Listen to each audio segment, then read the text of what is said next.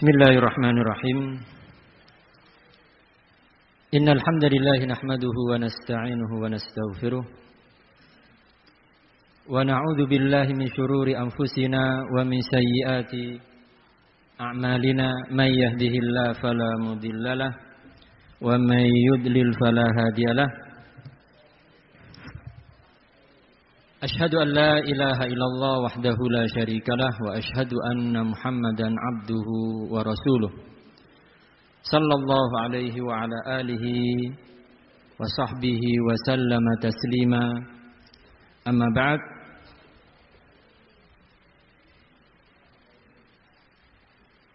Alhamdulillah kita di hari ini sore Kamis 1 Rabiul Awal 1446 Hijriah yang bertepatan dengan 5 September 2024. Ayolah wa rahimani wa rahmakumullah, para tulab dari Tahfidul Quran Ma'had Minhajul Athar Jember.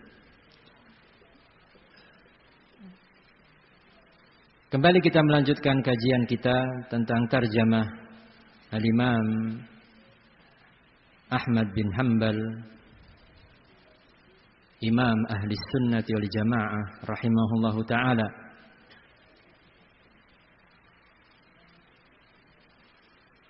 Yang beliau lahir pada tahun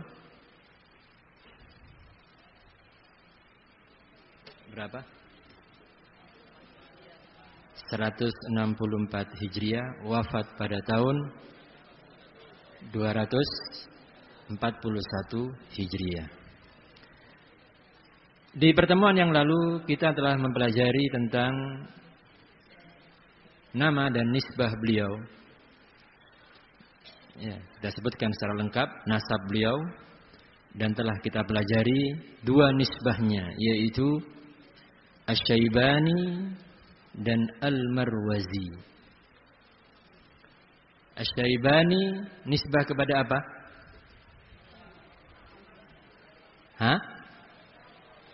Qabilah.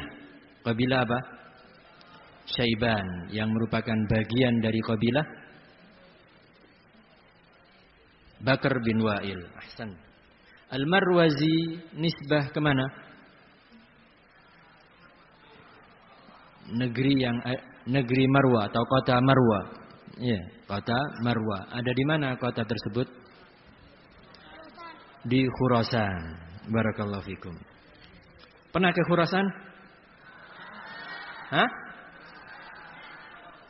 Belum pernah. Nah, Khurasan adalah salah satu kota bersejarah yang dari sanalah terlahir para ulama ahli hadis. Nah, berikutnya adalah bahwa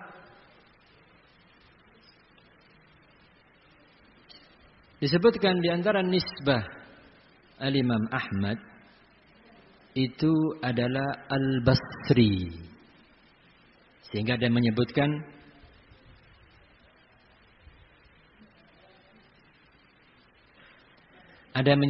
Al-Basri, Al-Marwazi, thumma Al-Baghdadi. Al-Basri berarti nisbah kemana? Ke kota yang bernama Basrah. Adapun Al-Marwazi nisbah ke kota Marwa. Kok banyak sekali Ustaz nisbahnya? Nah, karena memang sejarah beliau berkaitan dengan beberapa kota tersebut. Taib. Kenapa dinisbahkan kepada kota Basrah?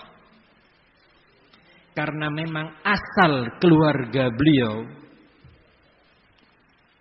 itu dari, yakni kakek beliau asalnya dari kota Basrah. Ya, disebutkan dalam salah satu sumber bahwa kakek beliau yang bernama Hanbal bin Hilal itu melakukan perjalanan atau nazaha berkelana, ya, ke kota Marwa. Jadi asal mulanya kakek beliau ini tinggal di Basrah. Lalu berpindah ke Marwa. Fakana min ahli Khurasan. Sehingga beliau pun menjadi penduduk negeri Khurasan. Basrah di mana? Di Irak. Pindah ke Marwa. Sehingga di sini kakek beliau asalnya tinggal di Basrah. Nah, beliau salah seorang yang setia ke Daulah Abbasiyah, membelanya dan menjabat gubernur di Sarakhsa. Masih ingat kota Sarakhsa? Ya.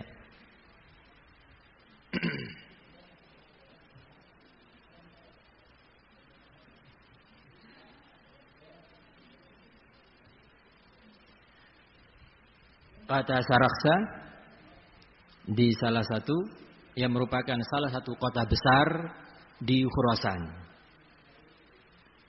Masih ingat 5 kota besar di Khurasan apa saja? Naisabur, Marwa, Hara, kemudian Sarakhsa, kemudian Balkh. Ya, Balkh. Nah, beliau menjadi gubernur di sini.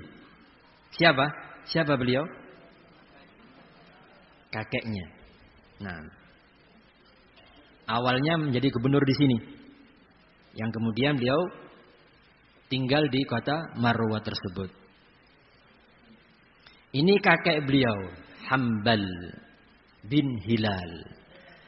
Wa amma waliduhu kana jundiyan min ajnad Marwa.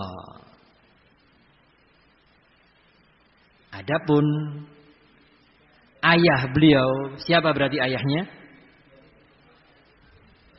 Muhammad bin Hambal. Ya, Muhammad bin Hambal. Karena nama Imam Ahmad adalah Ahmad bin Muhammad bin Hambal. Kalau dikatakan kakek Imam Ahmad siapa? Berarti Hambal. Kalau dikatakan ayah Imam Ahmad berarti siapa? Muhammad. Nah, Muhammad inilah yang menjadi salah satu tentara di kota Marwa. Di usia 30 tahun beliau wafat. Di usia 30 tahun beliau wafat. Nah, di saat itu istri beliau sedang hamil mengandung putranya yang kelak bernama Ahmad ini. Nah, setelah itu, setelah ayahandanya wafat di usia yang masih sangat muda, 30 tahun, maka fatarakat ummu al-Imam Ahmad Khurasan wa hiya hamil bihi. Ibunya meninggalkan Khurasan. Ya, ibunya meninggalkan Khurasan dalam keadaan beliau sedang mengandung Imam Ahmad. Dan menuju ke mana? Ke kota Baghdad, dan di sanalah sang ibu melahirkan putranya. Antum? Sehingga memang sejarah Imam Ahmad itu berkaitan erat dengan 3 kota itu. Mana saja? Basrah, Marwa, dan Baghdad. Karenanya beliau dinisbahkan kepada 3 kota itu. Al-Basri, Al-Marwazi, thumma Al-Baghdadi. Ya. Siapa ibunda beliau? Siapa ibunda beliau? Ibunda beliau adalah Safiyah bintu Maimunah. yakni ini ibu ke ibu. Wa illa ayahnya Safiyah bintu Abdillah Asy-Syaibani. Safiyah bintu Abdillah Asy-Syaibani. Sehingga ibunda beliau juga berasal dari kabilah Syaiban. Walaupun berbeda cabang. Ya. Berbeda cabang. Nah, keterangan tentang ibunda beliau ini itu berasal dari sebuah kitab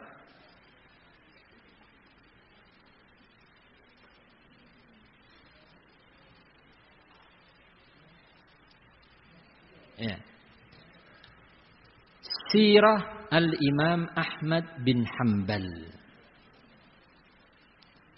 Kitab sirah ini karyanya Abul Fadl Saleh bin Imam Ahmad. Saleh bin Ahmad bin Hanbal, yakni apa? Putranya Imam Ahmad, menyusun suatu kitab yang beliau beri judul Sirah Al-Imam Ahmad bin Hanbal. Nah, di situ di halaman 31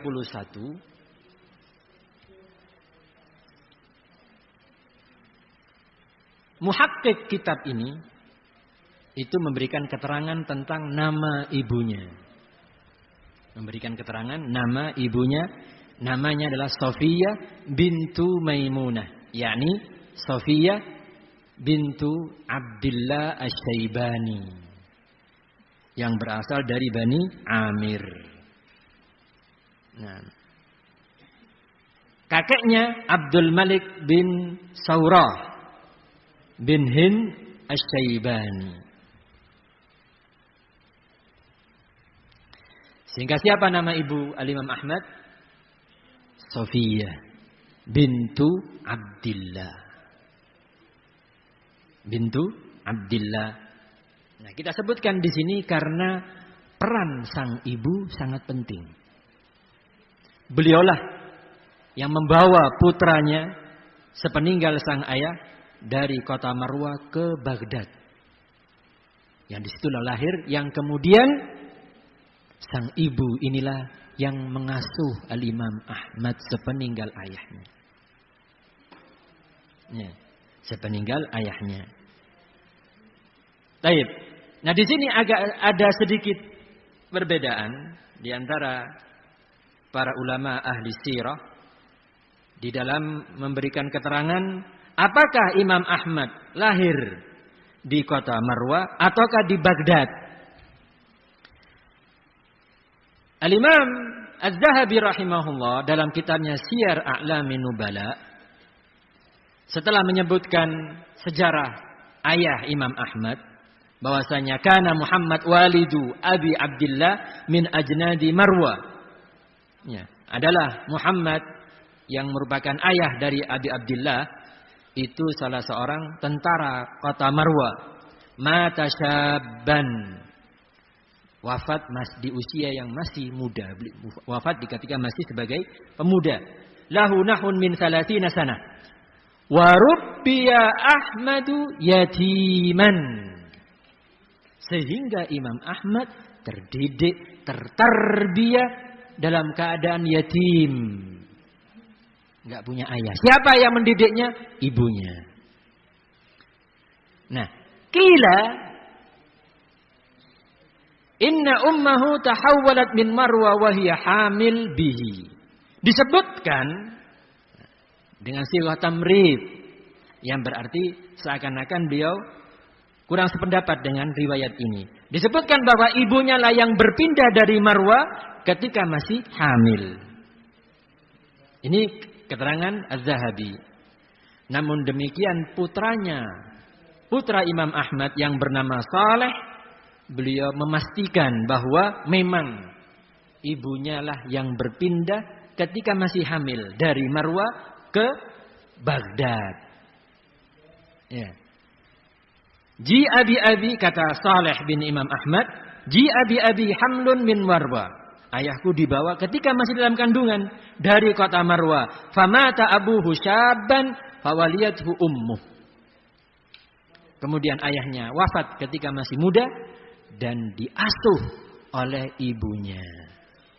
Diasuh oleh ibunya. Kemudian perkara ini disimpulkan oleh Al-Imam Abu Zur'ah, anna Ahmad asluhu Basri wa khittatuhu bimarwa. Imam Ahmad itu asal keluarganya dari kota Basrah dan sejarah keluarganya itu ada di Marwa. Ada di Marwa. Ya. Kemudian disebutkan oleh Al-Khatib Al-Baghdadi dalam kitabnya Tarikh Baghdad, mengutip dari Muhammad bin Hatim, kata beliau, Ahmad bin Hanbal asluhu min Marwa wa humila min Marwa wa ummuhu bihi hamil. Ahmad bin Hanbal asalnya dari Marwa, kemudian dibawa dari Marwa oleh sang ibu ketika sedang hamil. Di sini sehingga apa? 3 kota ini tidak bisa dipisahkan dari sejarah Imam Ahmad. Memang lahirnya di kota Baghdad, pendapat yang kuat, lahirnya di kota Baghdad, namun Basrah dan Marwa tidak bisa lepas dari sejarah hidup beliau. Karenanya ulama ahli sirah ketika menyebutkan tarjama Imam Ahmad menyebutkan begini, Al-Basri aslan, Al-Marwazi khittatan, Al-Baghdadi nash'atan wa maulidan wa iqamatan. Basri secara asal keluarganya, kakek beliau asalnya di situ. Al-Marwazi khittatan, sejarah hidupnya, sejarah keluarga beliau dari Marwa. Al-Baghdadi secara pertumbuhan Imam Ahmad dan kelahirannya di situ dan tinggal di situ. Nah, tinggal di situ. Nah,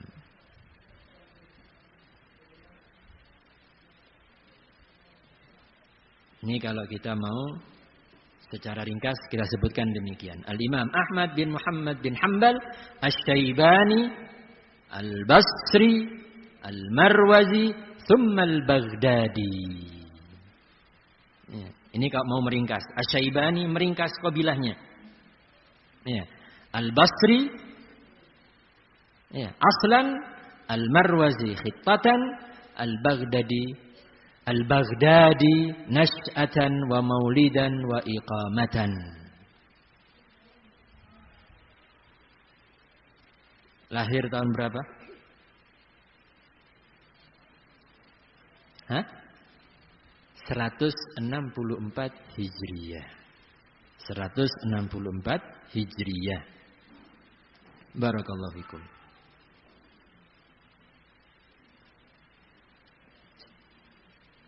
Baik, sekarang nyatetnya. Ya, ini ringkasannya. Kalau tadi uraiannya tadi. Siapa nama ibunya? Safiyah bintu Abdullah Asy-Syaibani. Sehingga ibunda beliau juga berasal dari kabilah Syaiban.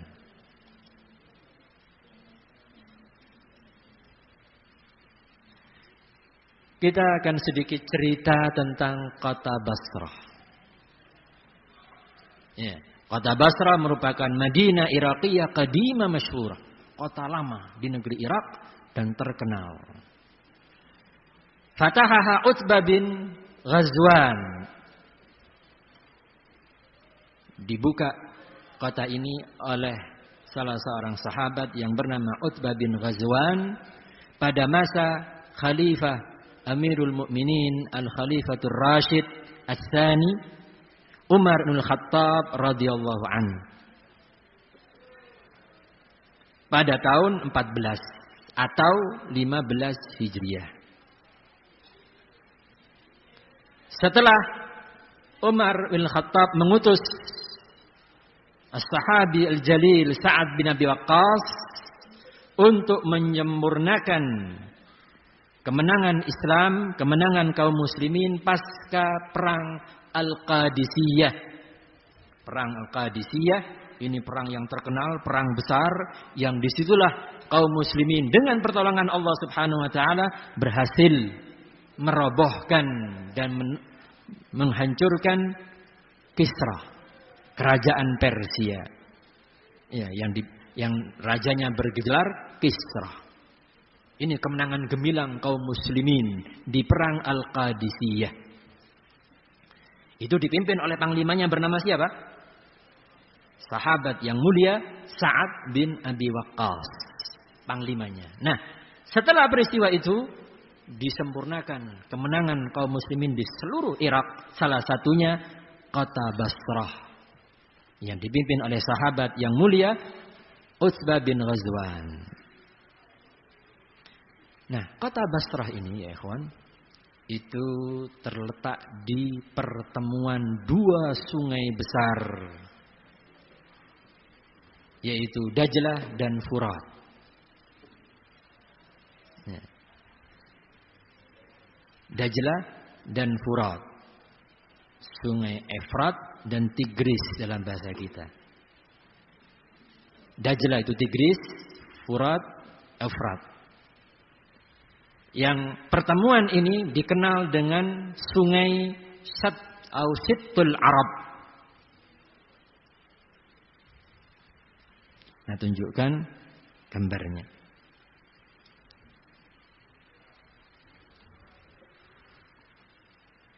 Kecil. Mau diperbesar? Ya. Di sini sungai Tigris, Dajlah. Sungai Efrat. Ini sungai besar.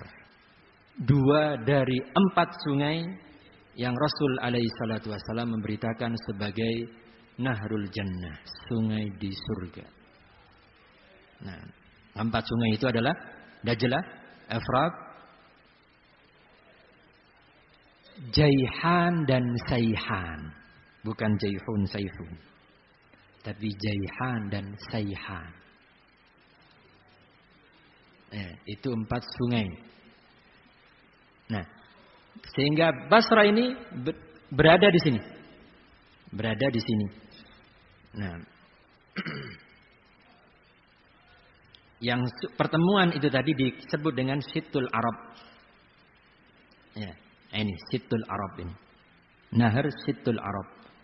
Ini Tigris tadi dan ini Efrat. Iya. Nah, di sinilah Basrah.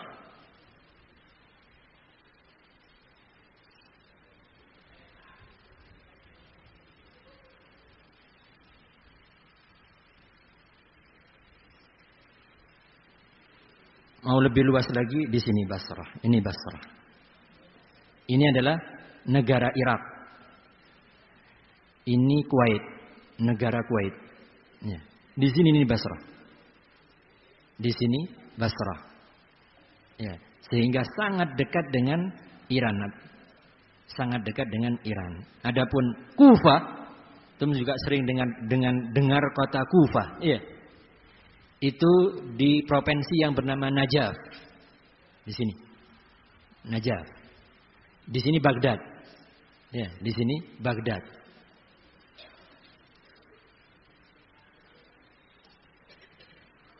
Ya. Di sini Basrah. Al-Basrah. Nah, Basrah nisbah kepadanya Al-Basri. Taib. Sehingga Basrah merupakan kalau di zaman sekarang salah satu provinsi di negara Irak. Ya, salah satu provinsi di negara Irak. Ya, kalau nggak salah provinsi kedua terbesar di negeri atau di negara tersebut. Nah, itu Irak. Nah, barakallahu fikum. Di mana Baghdad? Di sini. Ya. Di mana Kufah? Di provinsi yang bernama Najaf. Zaman sekarang menjadi bagian dari provinsi Najaf. Baik. Kembali kita ke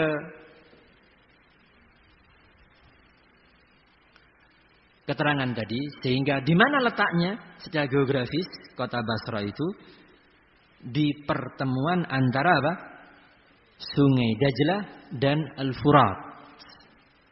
Sungai Dajlah dan Al-Furat yang di situ membentuk sungai baru menjadi satu, yaitu sungai baru yang disebut dengan apa? Sittul Arab. Disitulah letak apa? Kota Basrah.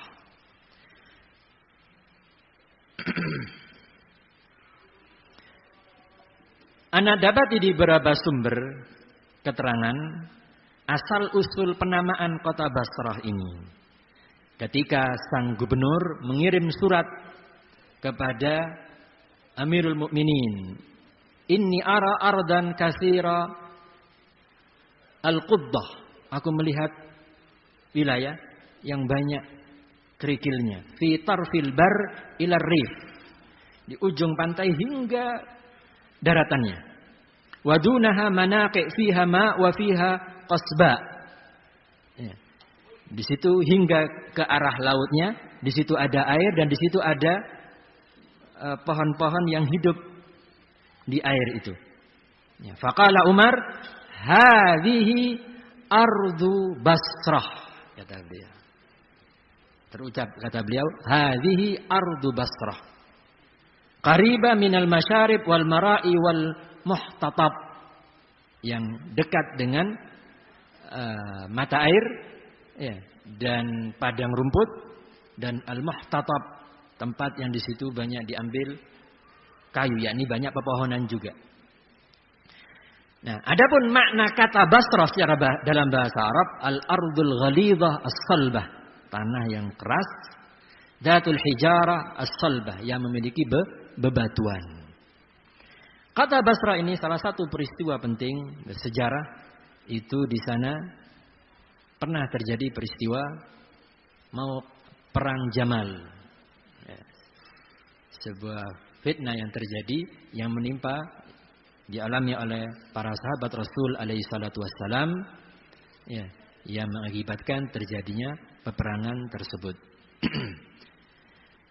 Taib, ini kalau kita melihat dari beberapa sumber. Taib, kalau kita mencoba melihat ke kitab yang memang spesial membahas masalah ini, yaitu salah satunya kitab Al-Ansab karya As-Sam'ani. Kita sudah kenal nama kitab ini.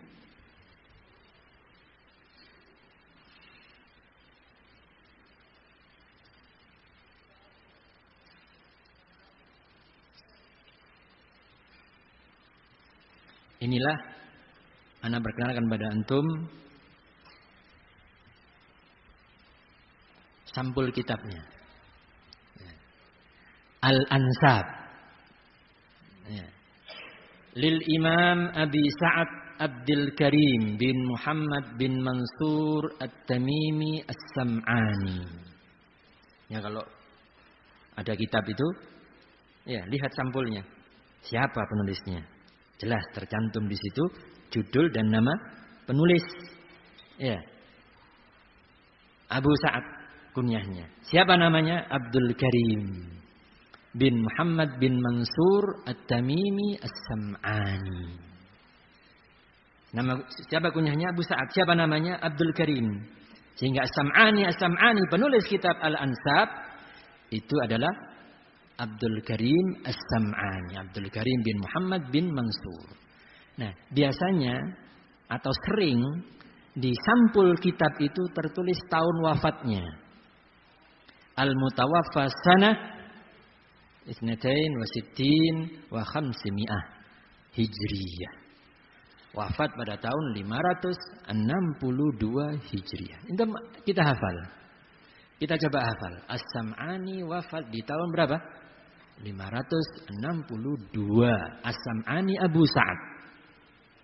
As-Sam'ani Abu Sa'ad. Itu 562 Hijriyah. Ya. Taib ya ikhwan, di halaman 363 beliau mengupas tentang kota Basrah. Ya.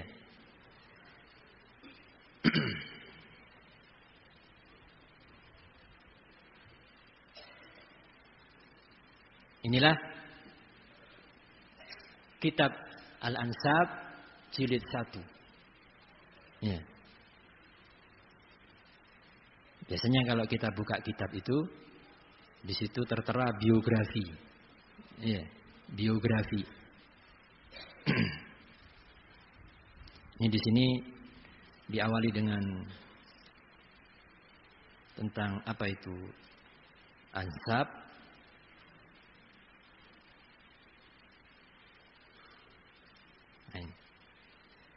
Tarjamatul muallif ismuhu wa nasabuhu wa kunyatu wa laqabuh wa huwa al-hafidhul bari' al-allama tajul islam Abu Sa'ad Abdul Karim bin al-hafidh tajul islam Mu'inuddin Abi Bakar Muhammad.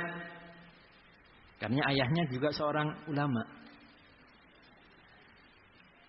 Bin al-allama al-mujtahid Abil Muzaffar Mansur. Kakeknya juga seorang ulama. Ya. Juga dikenal dengan As-Sam'ani. Makanya kadang disebutkan As-Sam'ani al-Jid, yang kakek. Atau sering dikenal dengan Abul Muzaffar As-Sam'ani. Beda dengan Abu Sa'ad As-Sam'ani, penulis kitab Al-Ansab. Itu cucunya. Kalau Abul Muzaffar As-Sam'ani, ini kakeknya yang lebih terkenal sebagai seorang alim. Salah satu karya besarnya Tafsir As-Sam'ani. Itu karya kakeknya. Kalau cucunya punya kitab yang terkenal apa? Al-Ansab. Nah, barakallahu fikum. Nah, di halaman 363 kita langsung buka untuk mempersingkat waktu. Ya.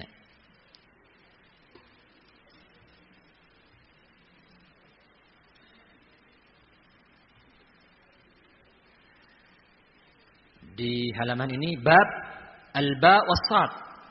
Karena memang beliau menyusun ansab tadi, nisbah tadi urut berdasarkan huruf hijaiyah. Ketika huruf ba, setelah ba diurut lagi. Ya. Nah, kebetulan apa? Basrah itu setelah huruf ba apa? Sad, sehingga masuk di bab al-ba was-sad. Ada al-Bisara, ya, ada al-Busrawi. Makanya dhabt itu penting. Sepintas lalu kalau enggak ada syakelnya ini mirip dengan Basri, sepintas lalu. Walaupun apa? Busrawi. Nah, baru al-Basri di sini. Bi fathil ba al-muwahhada wa sukunis sad al-muhmala wa fi akhirih ra. Ya. Ini dhabtnya yang dikenal dengan dhabtul huruf. Ya, dhabt dengan huruf. Adapun kalau syakl itu dhabtul qalam. Dhabtu al-qalam. Hadhihi nisbah ila al-Basrah. Nisbah ini al-Basri itu nisbah ke kota Basrah. Syuhratuha aghnadni an dzikriha. Saking terkenalnya kota Basrah ini sudah enggak perlu aku jelaskan di sini. Ya, lakin dzakartuha likai la yahlul kitab anha. Namun aku sebutkan di sini supaya kitab Al-Ansab ini lengkap, enggak kelewatan dari penyebutan Al-Basri. Yuqalu laha qubbatul Islam wa khizanatul Arab. Kota ini terkenal, memang dikenal dengan kota ilmu. Sebagaimana kota Marwa itu terlahir darinya para ulama, demikian pula kota Basrah. Dan kota Basrah lebih dulu daripada kota Marwa, bahkan dari kota-kota di Khurasan. Kota Al-Basrah. Ya, sehingga dijuluki Qubbatul Islam. Kubahnya Islam. Wa khizanatul Arab. Ya, perbendaharanya Arab. Nah, sampai di sana bersaing dua kota besar ini antara Basrah dengan Kufah. Ya. Makanya dikenal dengan julukan waktu itu Madrasatul Basrah dengan Madrasah Kufah. Nah, ini bersaing, masing-masing ada ulamanya. Ya, masing-masing ada ulamanya. Nah, beliau sebutkan di kitab mana beliau mengupas kota Basrah, di kitabnya berjudul Al-Asfar Anil Asfar. Ya. Lalu beliau sebutkan bahwa innama bannaha Utbah bin Ghazwan, sama seperti yang tadi, dan tahunnya. Hanya saja beliau sebutkan tahun 17 Hijriah. Itu pembangunannya. Dia sebutkan tahun pembangunannya pada tahun 17 Hijriah. Dan ditinggali oleh umat kaum muslimin pada tahun 18 Hijriah.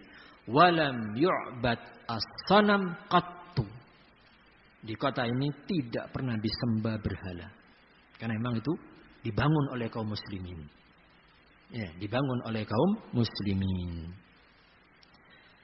Baik, ini sedikit cerita tentang kota Basrah. Ya.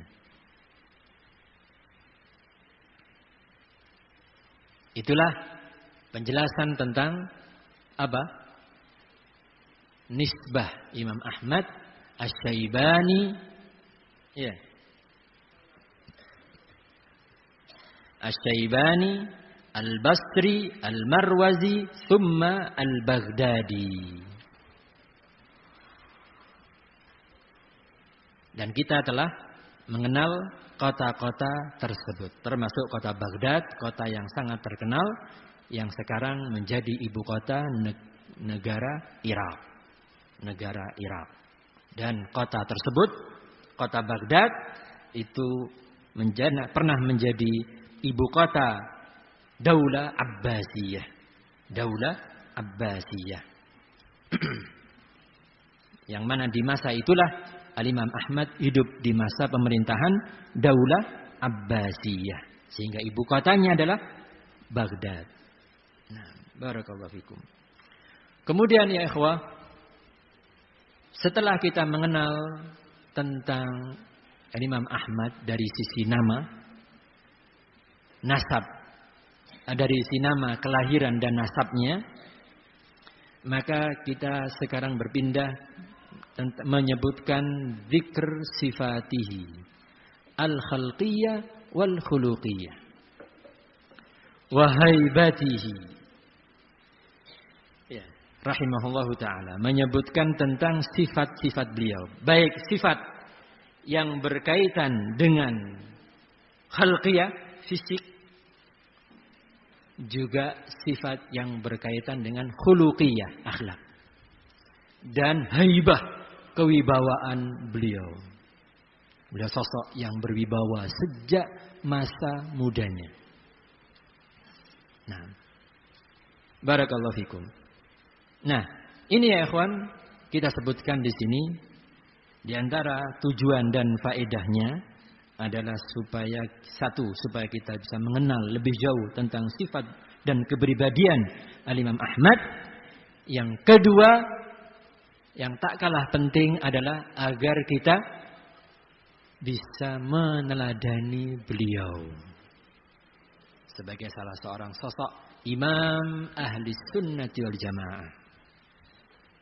Apa tujuannya kita mengenal bab ini ya ikhwan? Ayuhat talaba, apa yang pertama tadi? Hah? Mana suaranya? Sumber suara mana ini? Gul. Apa tujuannya? Yang pertama? Mana? Supaya mengenal lebih jauh tentang apa? Sifat-sifat dan kepribadian Al-Imam Ahmad. Yang kedua, supaya apa?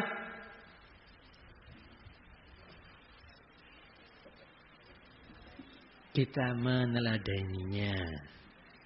Ya, supaya kita meneladaninya, meneladani ulama ya ikhwan. Terlebih beliau sebagai imam ahli sunnah. Yang pertama, kita kutip di sini keterangan Imam Az-Zahabi rahimahullah dalam kitabnya Siyar A'lamin Nubala, yang mengutip dari Ibnu Zarih Al-Ukbari, "Talabtu Ahmad bin Hanbal." Aku mencari Imam Ahmad bin Hanbal, fasallamtu alaih, dan aku pun mengucapkan salam pada beliau. Wa kana syaikhan makhduban tuwalan asmar syadidas sumrah. Aku dapati beliau seorang syekh makhduban, ya, yang memakai pewarna, mengubah warna jenggotnya dan rambutnya, ya. Tiwalan, beliau tinggi, asmar, berkulit coklat. Ya. Syadidas sumrah, sangat coklat. Ya, kalau bahasa kita sawu matang ya. Bersawu matang. Ini. Demikian pula dalam Zadul Ma'ad, Al-Imam Ibnu Qayyim rahimahullah mengutip keterangan dari Al-Athram, salah seorang murid besar Imam Ahmad. Ra'aitul Imam Ahmad yuhfi syaribahu syadidan. Aku melihat Imam Ahmad itu memendekkan kumisnya, sangat pendek. Ya, sangat pendek. Taib ya ikhwan, di sini kita sebutkan poin ini, yaitu beliau apa? Mahbuban. Fisik beliau mahbub. Ini apa? Amal bis sunnah ya ikhwan. Ketika ada rambut atau jenggotnya atau lehyanya yang sudah berubah warna putih, itu diubah dengan warna lain. Ya. Ya, ini beliau seorang yang tampak dari beliau amal bis sunnah. Walaupun sekedar penampilan fisik. Termasuk dalam hal yuhfi syaribahu syadidan. Ini juga amal terhadap sunnah, yaitu sabda Nabi ahfus syawarib. Pendekkanlah kumis-kumis. Sehingga ini diantara sunnah Rasul alaihi salatu wassalam. Dan Imam Ahmad sangat mengamalkan ini. Sampai-sampai dikutip oleh para immah. Ya, dikutip oleh para a'immah. Nah, kemudian dalam kitab Al-Adab Asy-Syar'iyyah karya Ibnu Muflih, wa qala Al-Maimuni ma ra'aitu ahadan anzafa thawban wala ashadda ta'ahudan li nafsihi fi syaribihi wa sya'ri ra'sihi wa sya'ri badanihi wala anqa thawban wa ashadda bayanan min Ahmad bin Hanbal. Kata Al-Maimuni, aku tidaklah melihat seorang pun yang lebih bersih pakaiannya. Ya. Dan sangat menjaga penampilan dirinya pada kumisnya dan rambut kepalanya, bahkan rambut di badannya itu dijaga oleh beliau. Ya. Dan tidak pula yang lebih menjaga kebersihan pakaiannya dibandingkan Imam Ahmad. Di sini ya ikhwah, ya, kita bisa mengambil pelajaran bagaimana hadzal alim itu memiliki salah satu akhlak dan kepribadian menjaga kebersihan. Kebersihan pakaian dan kebersihan badannya. Termasuk dalam hal ini apa? Rambutnya dijaga, kerapiannya dijaga. Dan apa? Sesuai dengan sunnah. Sesuai dengan sunnah. Menjaganya itu sesuai dengan sunnah ya. Sehingga di sini para talibul ilm, para talabatul ilm itu sangat pantas untuk menjaga kebersihannya. Ya, menjaga kebersihan. Nah, termasuk menjaga apa? Menjaga kebersihan apa? Di samping pakaiannya juga badannya. Perhatikan ini semua ya. Bukan mau ganteng-gantengan, ya. Bukan mau keren-kerenan supaya sekarang ganteng, enggak. Yang penting apa? Bersih, rapi, sesuai dengan sunnah. Sesuai dengan sunnah. Ya. Sehingga inilah ukuran bagus, ukuran rapi di situ. Yang bersih dan sesuai dengan sunnah. Bukan ukuran rapi dan bagus itu apa mode yang ada sekarang, enggak. Sehingga potongan rambutnya pun ya mengikuti mode katanya supaya bagus. Nah, enggak. Tapi adalah bagaimana penampilan kita baik fisik maupun pakaian itu adalah sesuai dengan sunnah. Lihat bagaimana Adal Imam dipersaksikan oleh murid-muridnya bahwa beliau paling menjaga kebersihan. Ya, ayo talabah, kita juga paling pantas untuk meniru akhlak ini, menjaga kebersihan pakaian. Ya. Itu tanda ya ikhwan, rapi seseorang. Kalau dia rapi dalam pribadinya, ya, fisiknya dan penampilannya, maka insyaallah taala itu sebagai tanda dia juga rapi dalam hal-hal lainnya, rapi dalam kesehariannya, rapi dalam menuntut ilmunya, rapi dalam jadwal rutinitas aktivitas sehari-hari. Itu dia. Nah, karena dia sudah bisa menjaga kerapian fisiknya. Itu akan berpengaruh menunjukkan dia seorang yang rapi dalam segalanya. Demikian pula berikutnya adalah kalau tadi secara apa? Lebih mengarah pada sifat-sifat kepribadian yang kaitannya dengan khalqiyah. Penampilan fisik. Ya. Berikutnya dalam kitab Al-Adab Asy-Syar'iyyah pula. Ya. Kalau ingin tahu tentang kitab Al-Adab Asy-Syar'iyyah, ini kitabnya.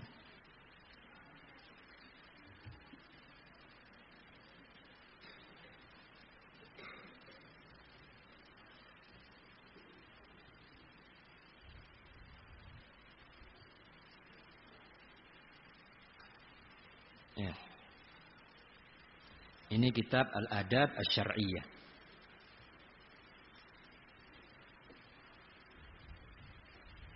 Karya siapa? Al-Imam Al-Faqih Al-Muhaddis, ya, Abdullah Muhammad bin Muflih Al-Maqdisi. Yani Abdullah bin Muhammad bin Muflih. Beliau dikenal dengan Ibnu Muflih Al-Maqdisi.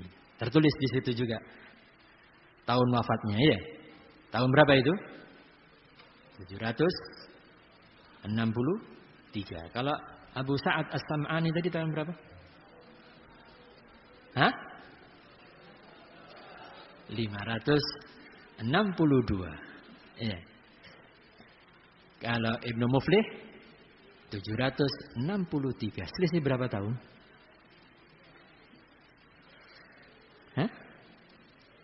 562 ke 763. Hah? Selisih berapa? 201 tahun. Ya. Sehingga antara dua ulama ini terpaut berapa? 2 abad. Ya, 1 abadnya berapa? 1 tahun. Apa 100 tahun? Nah, barakallahu fikum. Ini kitab Al-Adab Asy-Syar'iyyah. Ya. Taib. Dalam kitab Al-Adab Asy-Syar'iyyah di sini disebutkan waqala Abul Hasan Ahmad bin Ja'far bin Muhammad bin Ubaidillah bin Yazid Al-Munadi sami'tu jaddi yaqul. Aku mendengar kakekku. Jadi siapa kakeknya yang ngomong ini? Muhammad bin Ubaidillah. Itu mengatakan kana Abu Abdillah. Siapa Abu Abdillah yang dimaksud? Imam Ahmad, karena memang kunyahnya Abu Abdillah. Iya. Kana Abu Abdillah min ahyan nas wa akramihim nafsan wa ahsanihim isratan wa adaban katsiral itraq wal ghab.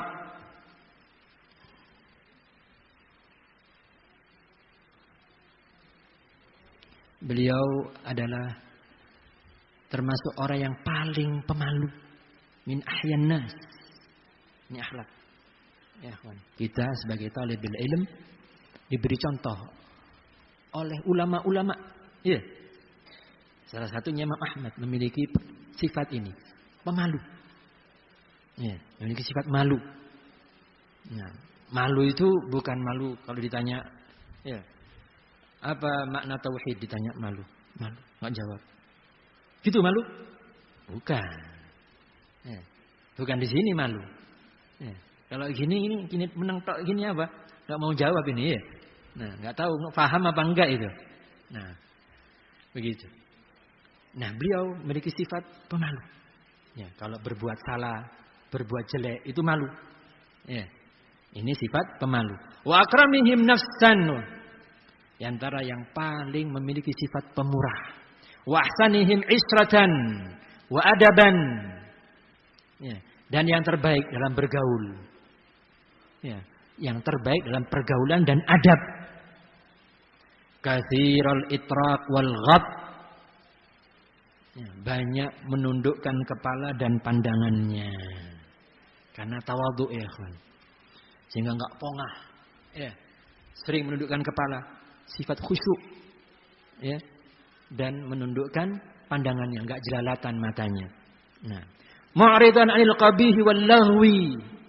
Beliau berpaling meninggalkan keburukan dan hal-hal yang sia-sia. Sia-sia, ngomong yang enggak guna. Ya, tulisan enggak bermanfaat. Beliau berpaling dari situ. La yusma' minhu illa al-mudzakara bil hadithi war rijali wat turuq. Ini Imam Ahmad sebagai seorang yang berilmu. Ya. Tidaklah didengar dari beliau kecuali mudzakarah, mengingat-ingat, murajaah. Apa yang diingat? Hadis, rijal, nama-nama perawi, tokoh-tokoh ulama, muhaddisin, fuqaha, ya. Wat turuq, jalur-jalur periwayatan. Ini yang terdengar dari beliau. Nah, ya, sehingga talabatul ilm kita berupaya untuk meniru ini. Enggak terdengar dari talabatul ilm kecuali apa? Ilmu. Murajaah, menjelajah hafalannya, ya, baik itu Al-Qur'an ataupun hadis atau yang lainnya. Ada. Bukan cekikian yang didengar dari talabatul ilm, ya, ketawa-ketawa saja, enggak. Tapi seperti ini. Wa dzikrs salihin waz zuhad, demikian pula tidaklah terdengar dari beliau kecuali menyebut-nyebut orang-orang saleh dan orang-orang yang memiliki sifat zuhud, fi waqar, wasukun, walafdin hasan, dengan penuh tenang, ya, berwibawa, tenang dan lafdin hasan, kata-kata yang bagus. Wa idza laqiyahu insan, kalau dia berjumpa dengan orang, basyabihi wa aqbal alaihi, murah senyum ya kan, ramah. Dan akbala disambut, enggak merengut saja, pasang muka kecut atau ditekuk mukanya, enggak. Ya. Basyabihi wa aqbala alaihi wa kana yatawadau tawaduan sadida. Dan beliau memiliki sifat sangat tawadhu. Sehingga apa? Wa kanu yukrimunahu wa yu'azzimunahu wa yuhibbunahu. Orang lain pun akhirnya apa? Memuliakan beliau. Ya, menghormati beliau dan mencintai beliau. Karena beliau seorang yang tawadhu. Karena beliau seorang yang ramah. Karena beliau pergaulannya bagus. Dan tidak didengar dari beliau kecuali ini tadi, mudzakarah. Mudzakarah bil hadithi war rijali wat turuq. Nah, ini disebutkan juga wa kana hasanul khulqi daimal bishr layyinal janib. Beliau seorang yang baik akhlaknya, ya, selalu gembira dan layyinil janib, lembut dalam bergaul. Laisa bifadhin wala ghalid, bukan orang yang kaku dan kasar. Wa kana yuhibbu fillah wa yubghidu fillah. Beliau itu kalau cinta, itu cintanya karena Allah.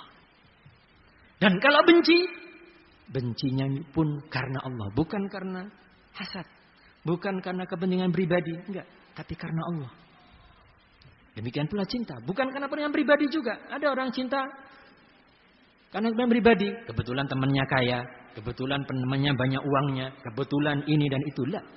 Cintanya fillah.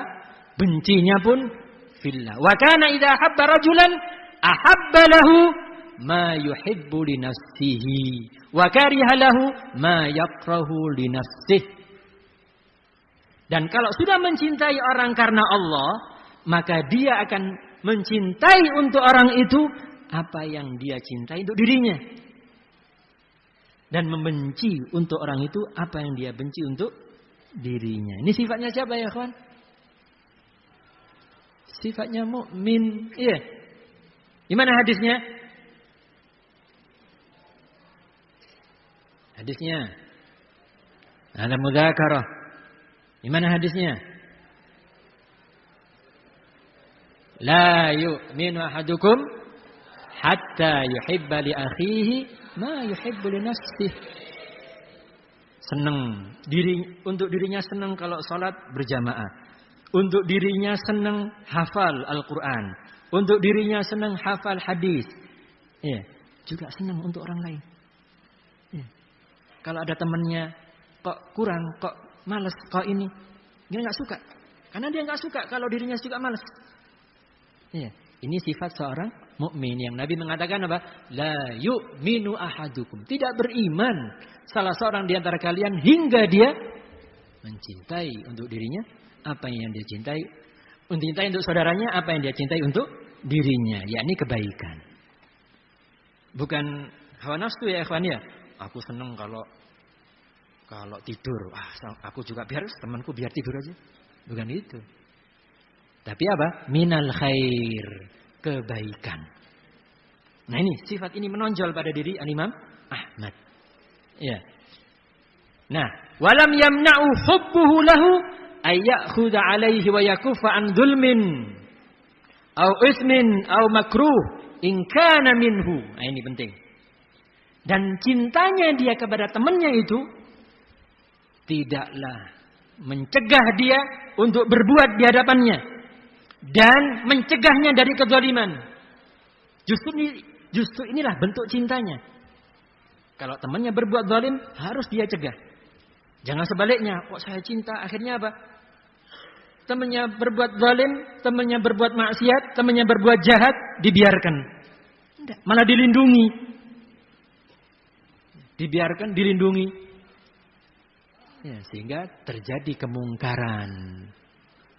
Dibiarkan suatu kemungkaran. Tidak, kalau kamu cinta kepada temannya berbuat kemungkaran, jangan dibiarkan. Ingkari dia, nasihati dia. Nah ini sifat yang ditunjukkan oleh Al-Imam Ahmad. Ya. Wa kana idza balaghahu an rajulin salah au zuhud au ittiba'ul athar sa'ala anhu. Kalau dia mendapati berita dari seseorang tentang seseorang, orangnya saleh, orangnya punya sifat zuhud, orangnya semangat untuk mengikuti azhar, ittiba'ul azhar, maka Imam Ahmad bertanya tentang dia, siapa dia? Saya ingin kenal. Ya. Wa habba yujriya bainahu wa bainahu ma'rifah, sehingga beliau ingin antara beliau dengan orang itu ma'rifah, saling kenal. Kenapa? Cintanya karena Allah. Sehingga kalau ada orang yang ahli ta'ah, ahlus salah, ahlul azhar, beliau pun apa? Ingin mengenalnya. Ingin mengenalnya, timbul rasa cintanya. Iya. Ini masih panjang. Karenanya dikatakan oleh Abu Dawud As-Sijistani. Siapa beliau? Al-Imam Abu Dawud As-Sijistani, penulis kitab Sunan. Ini salah seorang murid besarnya Imam Ahmad. Beliau Al-Imam Abu Dawud As-Sijistani, salah seorang murid besar Imam Ahmad. Kata beliau, kanat mujalasatu Ahmad bin Hanbal mujalasatul akhirah. La yudkar fiha syai'un min amri dunya. Ma ra'aitu Ahmad bin Hanbal yadhkur ad-dunya qat.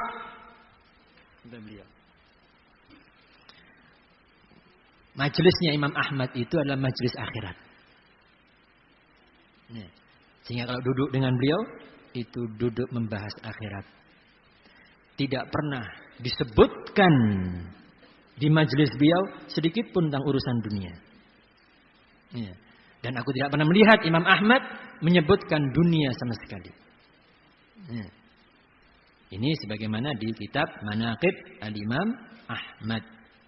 Nah, kalau antum ingin tahu tentang Manaqib,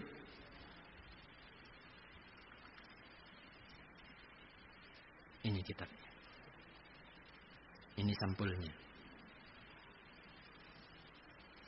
Ini sampul daripada kitab Manaqib Al-Imam Ahmad lil Hafidz Abdurrahman bin Ali bin Muhammad Ibnul Jauzi.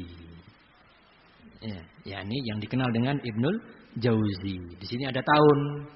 Tahun apa ini? Kalau 1 biasanya tahun wafat. Kalau 2 itu yang sebelah kanan tahun lahir, yang sebelah kiri tahun wafatnya. Tahun berapa ya, ikhwan? Ya, yang jelas di sini. Tulisan yang lebih jelas. Iya, 510 hingga 597. Tadi kok ada tahun 500 juga ya? Tahun apa itu ya? Hah? Tahun apa 500 juga tadi? Hah? Wafatnya? As-Sam'ani yang mana? Oh, As-Sam'ani yang mana? Siapa As-Sam'ani penulis Al-Ansab? Hah? Abdul Karim Abu Sa'ad As-Sam'ani. Wafat tahun berapa? 562. Berarti secara masa hidup Al-Imam Ibnul Jauzi semasa dengan As-Sam'ani Abu Sa'ad. Iya. Nah, barakallahu. Itu kalau antum kita bisa menghafal tahun-tahun ini, tergambar hidupnya ulama itu lah. Oh, ada Ibnul Jauzi, ada Sam'ani. Sam'ani wafat tahun sekian. Ibnul Jauzi masa hidupnya sekian-sekian. Berarti di masa yang sama.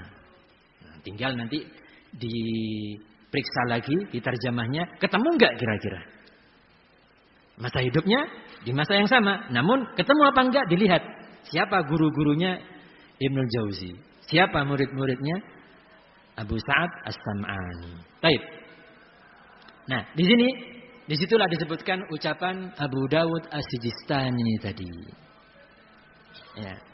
Baik ya ikhwan, karena waktu ini kita untuk haibah kita tunda. Terakhir kita tutup dengan keterangan Al-Hafidh Az-Zahabi rahimahullah dalam kitabnya Tadhkiratul Huffaz. Ya.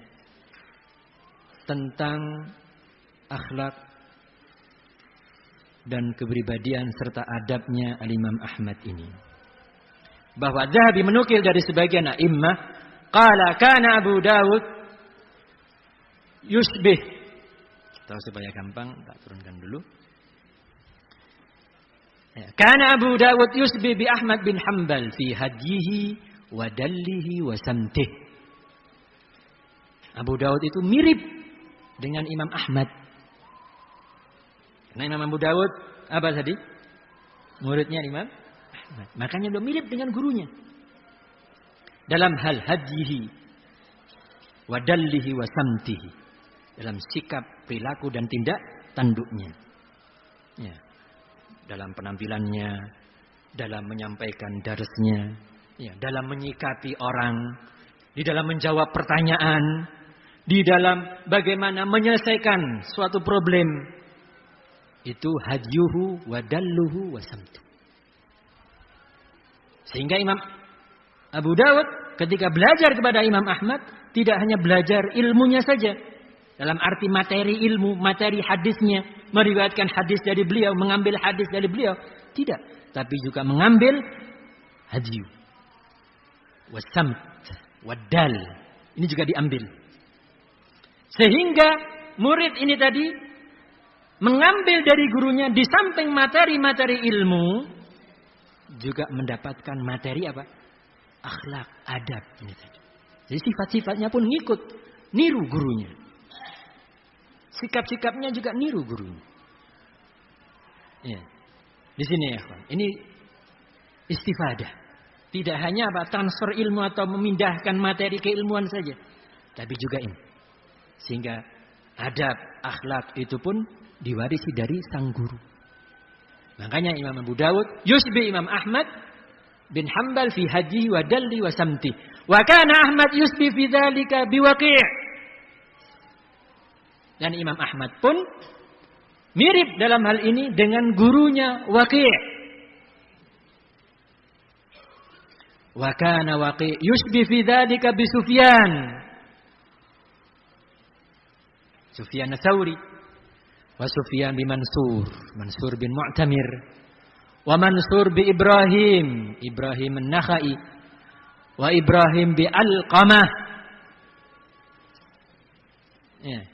Wa Alqamah bi Abdullah bin Mas'ud, sahabi radhiyallahu anhu. Qala Alqamah, kemudian kata Alqamah, kana Ibnu Mas'ud yushbih bin Nabi sallallahu alaihi wasallam fi hadyihi wa dallih. Sehingga nyambung sanadnya ya. Bukan hanya sanad dalam hadis, tapi juga dalam adab, akhlak, wal hajj was samt. Ini pun nyambung. Sehingga murid juga mengambil faedah ini dari gurunya. Sehingga ya ikhwah rahimani wa rahmakumullah, inilah para ulama berguru mengambil faedah. Murid mengambil faedah dari guru-gurunya juga dalam hal apa? Al-hadyu wad-dallu was-samtu. Nah, sehingga inilah para talabatul ilm hendaknya mewarisi ini dari para ulamanya. Iya. Mewarisi ilmu, mewarisi adab wal akhlak dari para ulama. Inilah yang disebut apa? Gharzul ulama. Bagaimana bimbingan, bagaimana para ulama mendidik dan mentarbiyah. Iya. Baik secara materi keilmuan maupun secara adab dan akhlak dan perilaku sopan santun. Itu juga kita mengikuti bagaimana didikan dan bimbingan para ulama.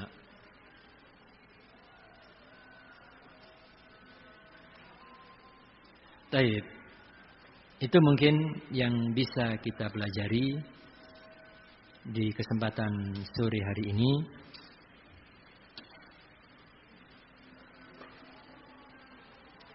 Menutup pertemuan kita sedikit memurojaah. Ya, kalau murojaah tidak boleh nyontek. Semua catatannya tutup. Yang boleh nyontek ana. Semua catatan ditutup, semua kertas ditutup.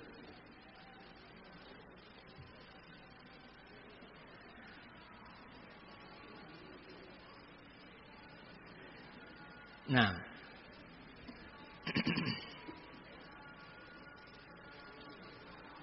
di sini ada kelas berapa saja? Pratahfidz, judud, mutawasid, udama. Ya. 4 kelas. Baik.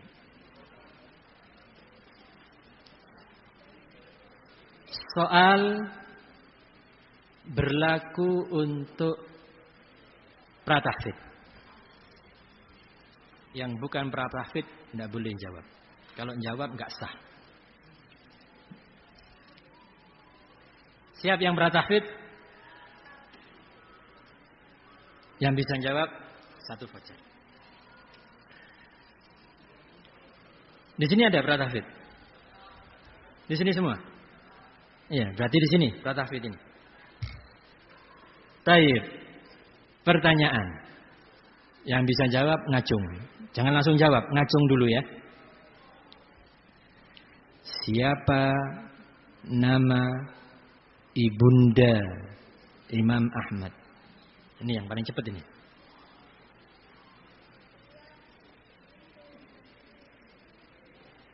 Ahsan. Sofia bintu Abdillah As-Saibani. Allahumma barik. Nah. Barakallahu fikum. Pertanyaan kedua, kira-kira untuk siapa? Untuk judud. Mana judud? Di sana. Di sini nggak ada judud. Taib. Judud siap?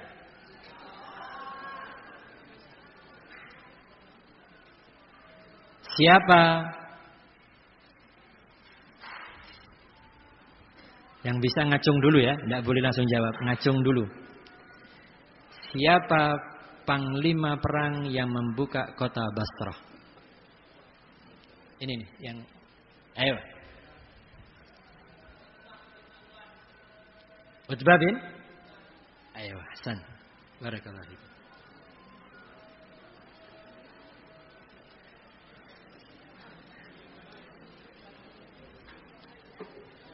Nah.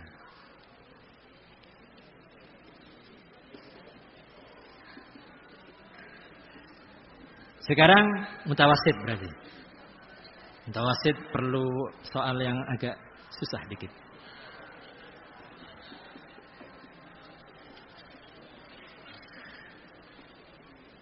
Nah, tak carikan dulu soalnya.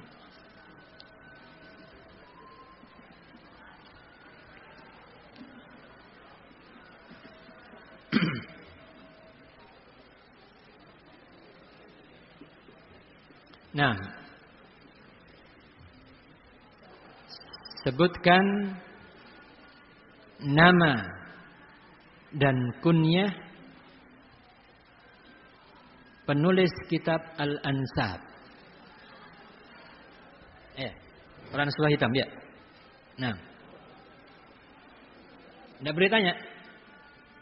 Kum, berdiri biar jelas. Nah, ayo Hasan. Abu Sa'ad Abdul Karim bin Muhammad. Ayakumullah.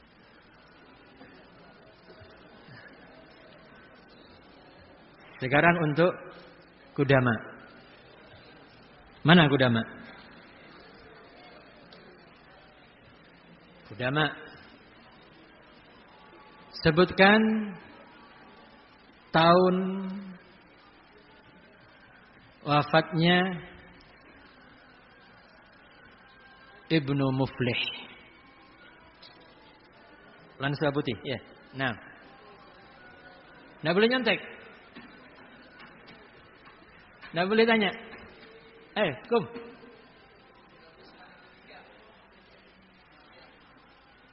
Betul? Hah? Betul? 763? Coba kita cek.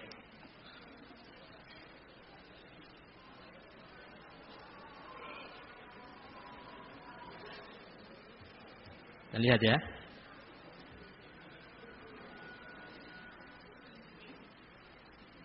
Tahun berapa itu?